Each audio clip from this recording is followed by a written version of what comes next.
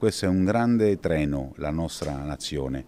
Se un locomotore non va bene oppure è più lento, noi non possiamo abbandonarlo, dobbiamo invece aiutarlo a crescere, perché il debito pubblico è comune, è di tutti, non è soltanto di alcuni. Finalmente si è arrivati a legiferare anche con il voto alla Camera sull'autonomia differenziata, ma ora è importante normarla nel modo corretto e verificare che dal punto di vista del tessuto economico non vi siano aziende di serie A e di serie B. Così Vincenzo Marinese, oggi vicepresidente per l'organizzazione e i rapporti con i territori e le categorie di Confindustria, siciliano di nascita, per anni è stato presidente degli industriali di Venezia e Rovigo, conosce dunque molto bene il territorio veneto, da dove il percorso dell'autonomia è nato. Dobbiamo fare attenzione che non dobbiamo passare come coloro i quali vogliono dividere in due il paese. Il paese è unico. Non convince per nulla Marinese invece il referendum abrogativo annunciato dalle opposizioni.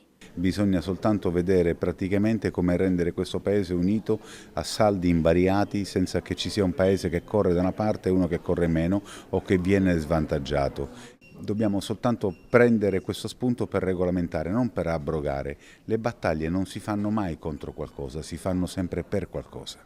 Ora che l'iter della riforma sull'autonomia si è concluso, è il momento di passare ai fatti, spiega Ribon della CNA Veneto che detta le prossime tappe. Noi riteniamo che sia importante che la Regione convochi subito la consulta per l'autonomia per entrare nel merito dei ragionamenti rispetto alle materie, alle tempistiche e alle modalità con le quali ragionare prima di un rapporto e una richiesta da parte della Regione allo Stato.